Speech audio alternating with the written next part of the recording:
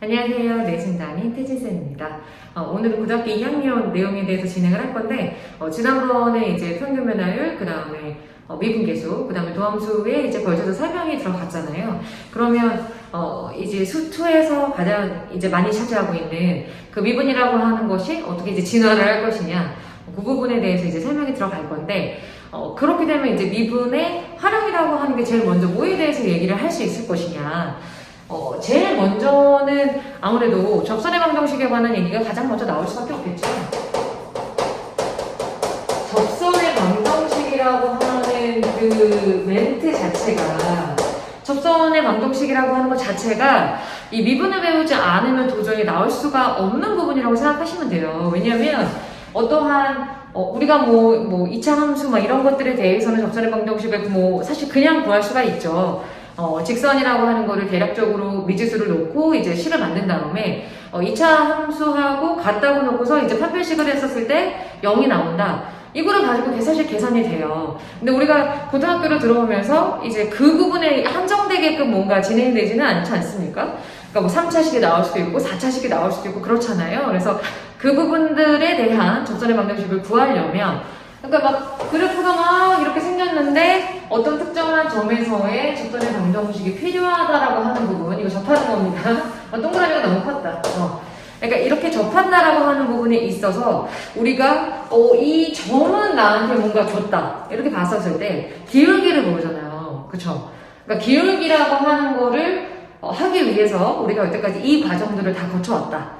연속부터 시작을 해서 뭐 평균 변화율, 그 다음 미분계수, 그 다음에 도함수까지 거쳐왔다라고 생각하시는 것이 맞아요. 그래서 일단은 접선의 방정식이라고 하는 거는 이제 3차 이상의 이제 다항식, 이제 수2에 나오는 것들은 어차피 초월함수에 대해서는 많이 다루고 있지 않기 때문에 여기서 말하는 거는 이제 3, 4차 함수가 가장 많이 나온다고 생각하시면 되고요. 그 함수들에 대해서 접선의 방정식을 구하기 위해서는 어떠한 과정을 거쳐야 할 것이냐, 요거라고 생각하시면 됩니다.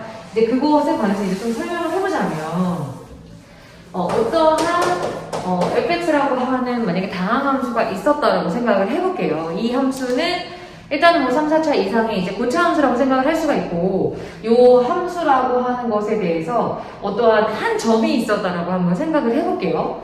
여기 그래프 위에 있는 한 점이라고 하는 게 예를 들어서 A, FA라고 생각을 하고, 그 다음에 이제 우리가 접선의 그 기울기가 필요하지 않습니까? 어떠한 이제 직선의 방정식을 구하기 위해서는 점하고 기울기가 필요하거든요. 그럼 그러한 기울기를 어떻게 나타낼 수 있다? 어떠한 고차식에서의 어떤 특정한 그 x가 a라고 하는 점에 대해서 여기서의 이제 기울기다라고 하는 거는 뭐라고요? 미분계수라고 볼 수가 있다는 거죠. 어떤 특정한 점에서의 접선의 기울기. 그래서 f'a라고 하는 것이 여기서의 기울기다. 이렇게 얘기를 할 수가 있다는 거지. 그래서 미분을 배운 거예요. 그래서 요 기울기를 알고 있어. 그럼 나는 지금 한 점을 알고 있고 그 다음에 기울기를 알고 있다라고 한다면 그때 접선의 방정식은 어떻게 구합니까? 우리가 이제 고등수학 상황에서 배운 y 마이너스 한 다음에 y 좌표, 그 다음에 기울기, 그 다음에 x 좌표를 하신다면 어떠한 곡선에서의 어떤 특정한 점에서의 접선의 방정식을 너무나도 수월하게 구할 수 있는 상태가 됐다. 이렇게 보시면 되겠죠. 이것은 어차피 그 요 점이라고 하는 게 어떤 곡선 위에 있는 점이기 때문에 그거 미분한 다음에 그냥 x 자리에다가 x값만 대입하시면 그냥 기울기가 나와요. 그래서 그거를 활용한 거라고 볼 수가 있고, 근데 여기서 요거에만 그치는 것이 아니라 조금 더 나아간 게 그거죠. 이 접선이라고 하는 요 점을 지났는데 요 기울기랑 수직이다 이거죠. 수직이다라고 하게 되면 기울기끼리 곱했을 때 마이너스 1이 나와줘야 되기 때문에 요거랑 곱했을 때 마이너스 1이 나오는 그때의 기울기다라고 하는 거는 뭐다? f'a분의 마이너스 1이라고 볼 수가 있겠죠. 왜냐면 기울기끼리 곱했을 때 마이너스 1이 나와줘야 되기 때문에 그것은 어떻게 된다? 그러니까 접선의 방정식, 그러니까 수직이게끔 만드는 거 어떻게 한다고요? y 마이너스 y 좌표, 그 다음에 기울기 마이너스 f'a분의 1에다가 x 좌표 하시면 된다. 이렇게 생각할 수 있다는 거죠. 그러니까 기본적으로 접선의 방정식, 그 다음에 그거랑 수직인 것까지 이제 일단 구할 수 있다. 이게 이제 첫 번째 활용이라고 보시면 될 것 같고요. 그 다음에 두 번째 얘기까지 오늘 진행을 하려고 합니다. 두 번째 얘기는 이제 뭐가 나와야 되냐면 극대극소가 나와야 돼요.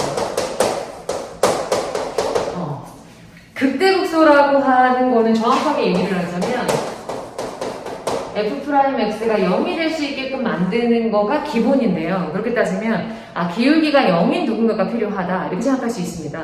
이게 이제 뭐 3차식을 계속 그리고 있지만 대략적으로 그렸을 때 기울기가 0인 애가 누구누구가 있을 수 있을 것이냐. 기울기 0인 애가 지금 선생님이 그린 것상으로는 이렇게 두 개가 나올 수 있어요. 그죠? 네. 기울기가 0인 애가 필요한데 지금 이런 식으로 생긴 애들을 우리가 극값이라고 부를 수 있어요. 왜냐하면 이거는 일단 극대라고 부를 수 있고 이거는 극소라고 부를 수 있습니다. 이 극대라고 하는 것은 여기 기울기가 순간적으로 0인 부분을 중심으로 했었을 때 기울기가 플러스에서 마이너스로 변한다라고 보시면 돼요. 이렇게 오른쪽 위로 올라가는 거가 우리가 이제 플러스라고 생각하고 오른쪽 아래로 내려가게끔 시작하는 게 이제 기울기가 마이너스라고 볼 수가 있는 거죠. 근데 여기 극소라고 하는 거는 마찬가지로 여기 기울기의 부호 변화가 있는 것인데 기울기가 이렇게 음수로 내려가다가 그 다음에 이렇게 플러스로 올라간다. 그러니까 순간적으로 그 0인 부분, 그 중간에 있는 그 값들을 우리가 극값이라고 부르겠다. 이렇게 생각하시면 됩니다. 그래서 일단 극대극소라고 하는 거는 이렇게 이제 이어지는 부분인 건데 이거에 대해서 우리가 얘기할 수 있다, 얘기하는 이유는 사실 이제 그래프를 정확하게 그리기 위해서라고 생각하시면 돼요. 우리가 여태까지 그림을 그릴 때 가장 빈번하게 표현하는 거는 x절편, 그 다음에 y절편 요거까지는 설명을 했었는데 그래프에서의 가장 높은 부분이라던가 가장 낮은 부분에 대해서는 정확하게 표현할 수가 없었던 거죠. 왜냐면 이 부분을 몰랐기 때문에. 그래서 이 부분을 해결하기 위해서 극대극소라고 하는 거를 미분을 통해서 이용할 수 있다. 이렇게 생각하시면 돼요. 그러니까 미분을 썼을 때 0이 된다라고 해서 무조건 극대극소가 나오는 것은 아닙니다. 여기 보시면 아시겠지만 이 부분을 중심으로 했었을 때 기울기의 부호 변화가 반드시 있어야만 기울기의 부호 변화가 반드시 있어야만 극대극소가 될 수 있다라고 생각을 하시면 돼요. 그러면 우리가 만약에 여기까지 배운다라고 생각을 하면 어떠한 이제 식에 대해서 만약에 3차식이다라고 하게 되면 미분하면 2차식이 나오지 않습니까? 그죠? 네. 미분했었을 때 어떠한 2차식이라고 하는 것이 만약에 이렇게 생겼다라고 생각해 볼게요. 네. 알파랑 베타의 부호는 이렇게 됐다라고 생각을 하고 그러면 선생님이 이 알파 베타를 다루고 있는 이 미분된 그래프라고 선생님이 생각하는 겁니다. 그러니까 미분된 어떠한 그래프라고 하는 게 있는데 그게 이제 만약에 알파 베타라고 하는 부분에서 0이 될 수 있게끔 만드는 어떤 이제 값이 있었다라고 하게 되면 만약에 알파를 집어넣었을 때 만약에 그래프가 만약에 음수의 상태였었고 그 다음에 베타를 집어넣었을 때 어떤 값이라고 하는 애가 A라고 생각하고 B라고 생각하겠습니다. 오케이. 이렇게 된다라고 했었을 때 어떠한 그래프에 이제 거꾸로 하는 게 맞을 것 같아요. 여기다가 이제 A, B인 거는 맞는데 왜냐면 최고 최하의 개수가 지금 양수인 상태를 나타내기 때문에 여기 맨 끝에가 어떻게 3차식의 모양이 대략적으로 나와줘야 되냐면 약간 이런 식인 거죠. 아이고 여기 B를 지나야 되는데 약간 이런 느낌이라고 생각하시면 돼요. 이게 무슨 얘기인 거 하니? 그러니까 지금 알파를 집어넣었을 때 그때 B 값이 나오고 베타를 집어넣었을 때 A 값이 나온다라고 선생님이 지금 생각을 한 거예요. 근데 그 값이라고 하는 거는 이 미분된 값에 대해서 하는 것이 아니라 원래식에다가 대입하는 것이 맞습니다. 그러니까 원래식에다가 알파하고 베타에서는 미분을 했는데 0이 나오는 것까지 오케이 내가 확인을 했어. 그러면 원래식에다가 알파를 대입했었을 때 B가 나오더라. 그 다음에 원래의 식에다가 베타를 집어넣었더니 그때 A가 나오더라. 여기까지 일단 하셔야 돼요. 그래서 점을 찍으신 다음에 이제 그래프의 내용이다라고 하는 부분이 최고 최하의 개수가 이거는 지금 1이지 않습니까? 그죠? 네. 그러니까 최고 최하의 개수가 양수인 상태예요. 미분된 그래프가. 근데 3차식이라고 하는 거는 만약에 최고 최하의 개수가 양수라고 한다면 이쪽이 이제 맨 끝에가 오른쪽 위로 올라가는 그래프의 대형을 그려줘야 된다는 거죠. 그래서 베타를 집어넣은 거랑 알파를 집어넣은 거를 찍어 놓은 다음에 여기가 이제 올라가는 그래프를 유지할 수 있게끔 이런 식으로 그려주시면 된다 라고 생각을 하시면 됩니다. 물론 아주 구체적으로 만약에 따진다라고 생각을 하면 알파를 중심으로 베타를 중심으로 했었을 때 지금 만약에 선생님이 그린 그래프 상이라고 생각한다면 여기 지금 만약에 f 프라임 x라고 하는 거는 fx가 있다라고 생각을 했었을 때 지금 알파 집어넣었을 때 0이고 베타 집어넣었을 때 0이에요. 그쵸? 근데 fx라고 하는 게 알파 집어넣었을 때 플러스지 않습니까? 이게 마이너스인 상태예요. 그죠? 어떤 값이 플러스인가 마이너스인 값이라고 생각할 수 있고요. 알파를 중심으로 했을 때 알파보다 작았을 때 기울기가 플러스입니다. 그죠? 기울기가 플러스라고 볼 수가 있고요. 그 다음에 알파랑 베타 사이에는 그래프가 내려가고 있죠? f'x가 마이너스, 그 다음에 여기 다시금 올라가는 모양이다라고 볼 수가 있다. 이렇게 보실 수 있다. 그러니까 표를 선생님이 지금 알파 베타라고 했지만 만약 실제로 숫자가 나온다면 그 정확한 값이 fx 값이 나올 수 있겠죠. 그죠? 네, 그 값들을 집어주신 다음에 그래프의 대략적인 개요 이것만 이어도 이렇게 되는 거잖아.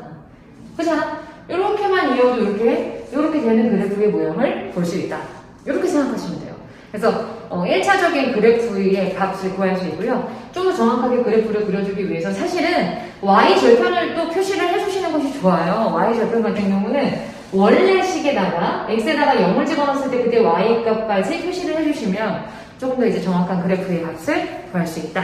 이렇게 보시면 될 것 같아요. 그래서 일단 이제 미분에 대해서 접선의 방정식이 이제 활용 부분이고 마찬가지로 이제 극대복수를 통해서 활용이 이어서 나온다. 이렇게 생각하시면 되고 최대시험 같은 경우는 선생님이 이어서 다음에 설명하도록 하겠습니다.